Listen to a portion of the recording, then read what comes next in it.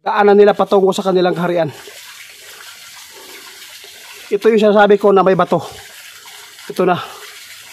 Grabe, napakagaling talaga yung pangontra natin. Natutunto natin kung saan po yung hukay na daanan nila. Guys, balikan po natin yung portal po ng Tikbalang ngayon. Magandang hapon po sa lahat. Salamat po sa inyong patuloy na pagsuporta. Ang kwento po ng Tikbalang ay totoo po talaga. Ating explore ulit. Dito tayo sa portal, no? Dito na tayo sa portal mag-umpisa po pasok sa kanilang pasokin na natin yung mundo ng kababalaghan dito. Sana po ay wala po mangyari sa atin kasi napakalakas po talaga tong elemento na to. Pwede silang manggaya, kahit sinong tao pwede nilang gayahin. At saka yung kapangyarihan nila kapag wala kang mga pangontra dito, kapag nakapasok ka dito sa kanilang gubat, kung wala kang pangontra, hindi ka na makalabas pa dito. Dahil po ang lakas po nila, pwede kang maligaw, pwede kang hindi ka na makabalik sa kinaroroonan po natin ngayon. Ang sa akin lang, ang dala ko ay, at saka yung nasa taas, yung dala natin, doon tayo para lalo po tayong lumakas at hindi po tayo nila madadaig. Samahan niyo po ang aking pag-explore ngayon, guys. Salamat po.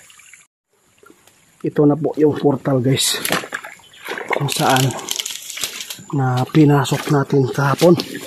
Balikan po natin yung area. Napakalakas po talagang elemento to. Kasi kapag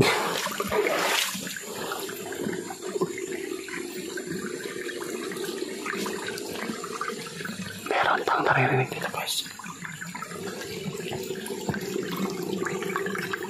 Pakinggan po ninyo, guys, kung anong nasa ilalim po ngayon.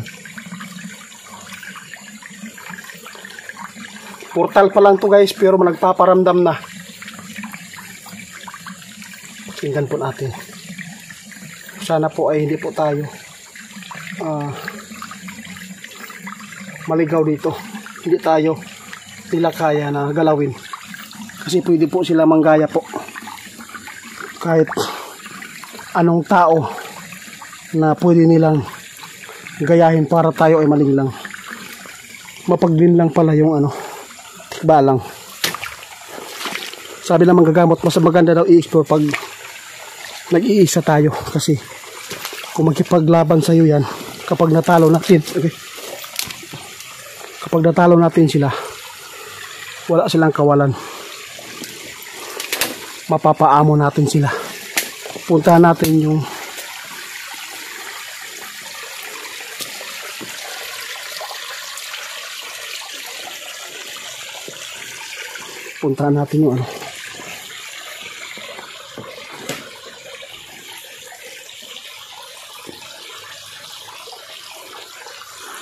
dapat alerto po tayo ngayon kasi napakadelikado tong eksplorasyon natin. Napakalakas itong elemento, sabi ng lolo ko noon. Dapat kapag mailigaw kanila, dapat baliktarin natin yung damit natin para muli tayo makabalik sa kung saan tayo galing.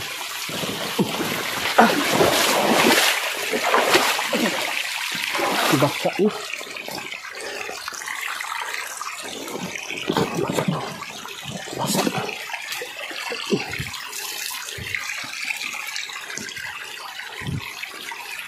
Hindi basta-basta po yung explore natin ngayon, guys. Hindi natin alam kung matatalo tayo, hindi tayo makabalik na. Pwede tayong maligaw dito sa gubat, sa area nila. Ang sa akin na ngayon, gusto ko magkipaglaban sa kanya, yung Tikbalang, at saka mahanap ko yung kanilang lungga.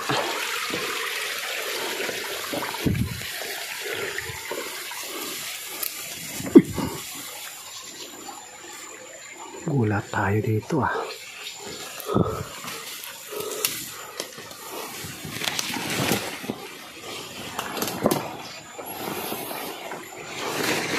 Kahit 2 tao yan guys, yung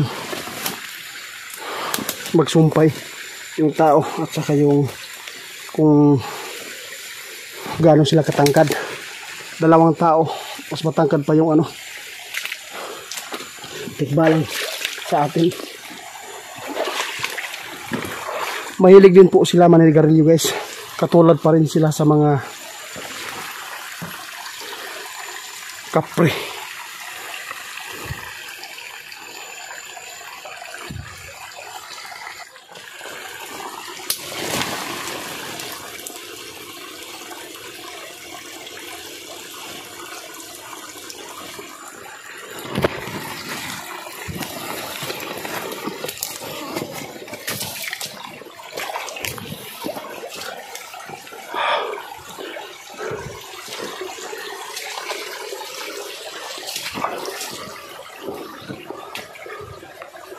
Papasok pa lang tayo, ramdam ko ng lakas.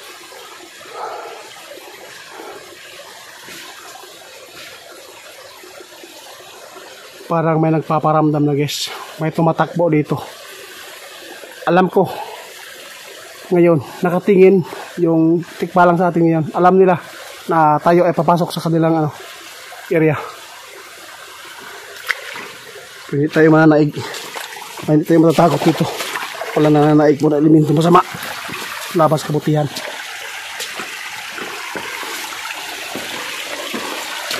Hanapin natin yung lungga nila.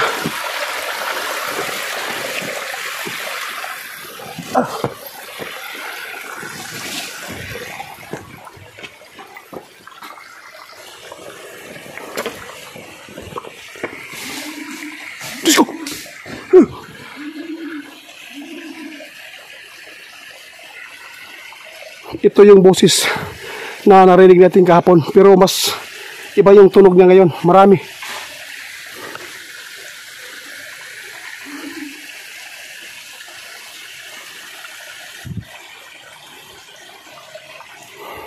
Nasa harapan natin yung tikbalang ngayon guys.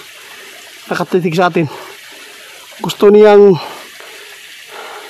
sumungkap sa atin ngayon, pero hindi po siya pwede na hayaan natin, na hindi natin pwede hayaan sila na makalapit sa atin kasi delikado po sila. Kasi kung gaano man kalakas yung kabayo, mas malakas sila kaysa kabayo.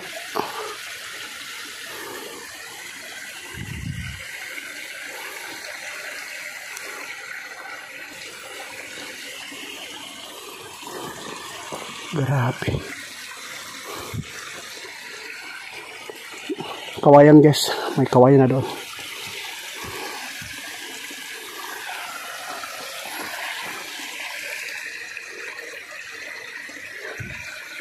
Hindi muna tayo papasok doon sa unahan. Magmasid muna tayo. Pakinggan po ninyo guys ang tikbalang na sobrang tapang ngayon dito. Galit po siya na pasukin natin yung niya. Tikbalang, hindi ako takot sa iyo. Lumaban ka sa akin para malaman natin kung sinong malakas dito sa atin ngayon. Humarap ka! Grabe yung paramdam nila dito. Kaya medyo tumaas yung dugo ko sa kanila. Hindi ako takot! Kaya nga pumunta ako dito para gusto ko talaga malaman kung gaano kayo kalakas. Kung matatalo mo ako ngayon, okay lang sa akin. Hindi ako makabalik ngayon dito sa pinanggalingan ko.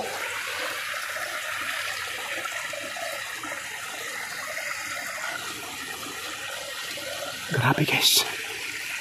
Hindi pa lang tayo nakapunta doon sa unahan. Nagpaparamdam na sila.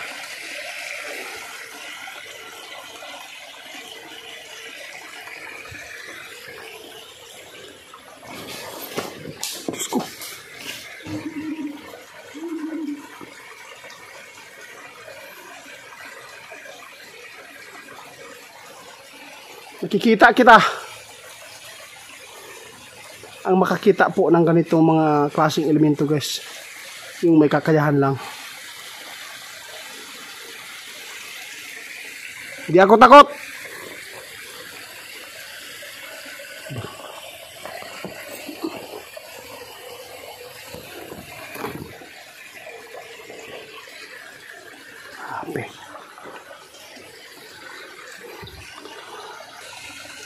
Patuloy natin guys.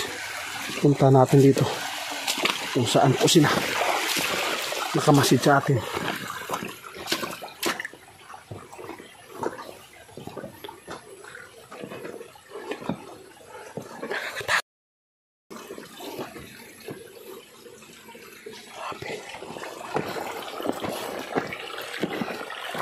Hindi pa tayo nakapunta doon sa dulo.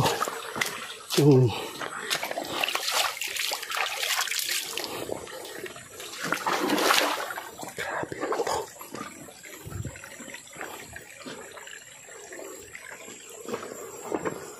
Malayo pa tayo guys.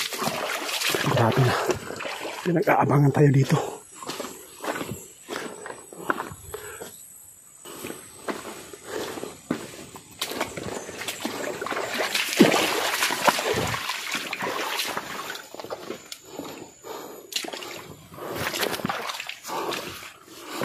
Hindi po siya sumunggap sa atin ngayon guys.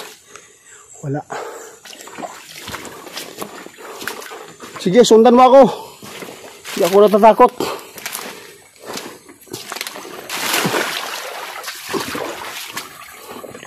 Grabe, kahit saan po yung mga elemento.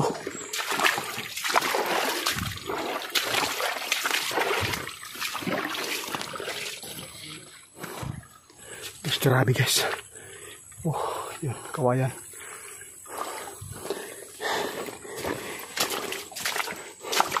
Hanapin natin yung ano dito. Yung makita natin yung ano nila. May butas.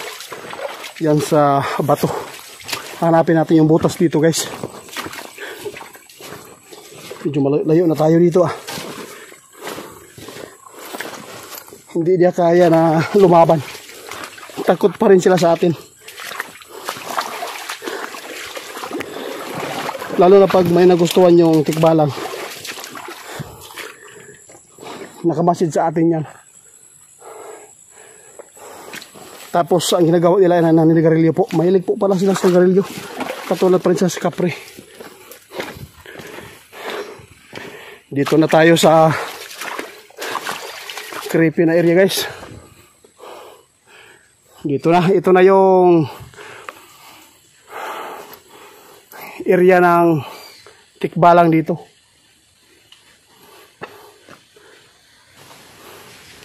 Putol-putol yung ano ko, video ko ah. O storage.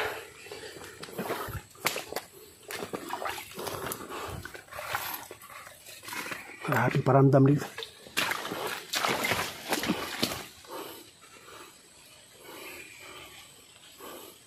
Bakit? Ayaw mo makalapit sa akin? Kaya pumunta ako dito eh.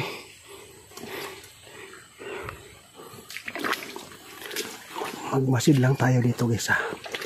Alam ko ito yung tirahan nila ngayon dito. Hahanapin natin yung lungga din nila dito.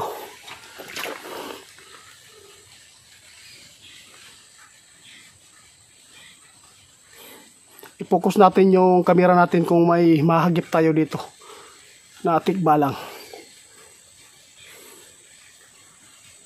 Sa lahat po ng mga followers ko no, na kayo ay, kung kayo ay naliligaw po sa gitna ng kagubatan, yun na po, niligaw po kayo ng tikbalang, tapos baliktarin nyo lang ano, damit ninyo, tapos dapat may dala kayo na pangontra talaga sa mga elemento para meron kayong panglaban. Pakinggan natin guys, may nagsumusunod.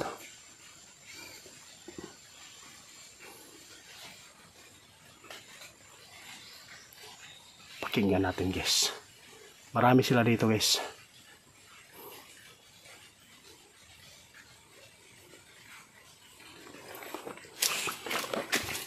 Sumurin na natin dito. Duwag pala kayo. Sige. Sumunod ka lang. Pero matakutin ka pala. Grabe, napaka-creepy ito.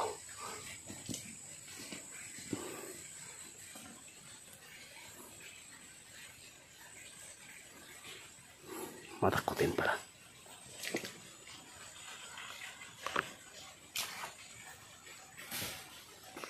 Sige, tumakbo ka lang.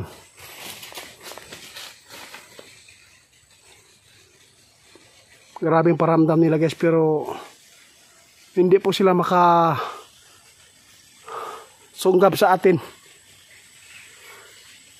Grabe, napakalakas po ang ating pong dala na pangontra sa kanila. Sinukuan, mutya, langis, powder, nandito sa atin ngayon.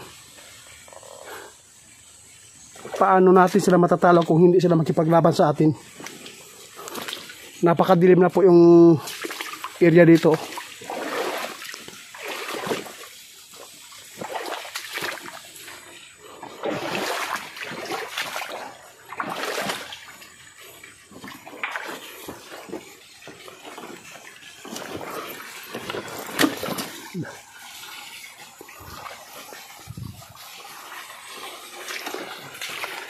Guys, merong ito na siguro yung nasa loob na. Hindi lang tayo masyado lalapit doon sa may butas. Natunto natin guys, no? Yung butas na ito yung butas guys. Ito yung dinadaanan nila patungo sa kanilang kaharian. Magbabakod lang tayo dito sa entrance nila. Oh, may nakabantay po doon. Sana magkaibigan ka na lang sa akin. Delikado tayo pag lumapit tayo doon. Baka madihado tayo kasi po area na po nila yan. Abangan lang natin kung lumabas sila ngayon. Abangan nyo po guys. Unti-unti lumalabas yan. Lalo na pag nagagalit yan. I-focus natin yung camera natin doon sa yun ang daanan nila patungo sa kanilang kaharian. Ito yung sinasabi ko na may bato. Ito na. Grabe, napakagaling talaga yung pangontra natin. Natutunto natin kung saan po yung hukay na daanan nila. Mahilig po sila sa mga ganitong mga uri ng area, yung may madilim-dilim po, no? Mahirap po pag pumasok tayo doon kasi ang sabi po ng mga gagamot, huwag ka lang pumasok sa hukay nila para hindi tayo nila mahihila kaagad kasi meron silang panglagay doon sa kanilang entrance. Pwede kang matukso doon, pwede kang malinlang. Nagpapasalamat po tayo guys, no? Natunto natin yung area ng Tikbalang ngayon. Nasa ilalim po. Grabe. Ito yung sinasabi ko na bato. Sa lahat po ng mga followers ko, Ate Joyce, no? Ikaw na bahala po Ate Joyce, na alam kong may third eye ka po. Ikaw na bahala po mag-circle po ngayon sa video na to kung may nakikita ka ba. I-end ko to muna guys ha. Subukan kong lapitan yan. At lalagyan po natin ng sinukuan kung sila ba ay dadaig po sa ating dalang sinukuan ngayon. Kasi yung sinukuan, lahat po pwede natin magawang protection. Ilalapit ko lang muna sa inyo.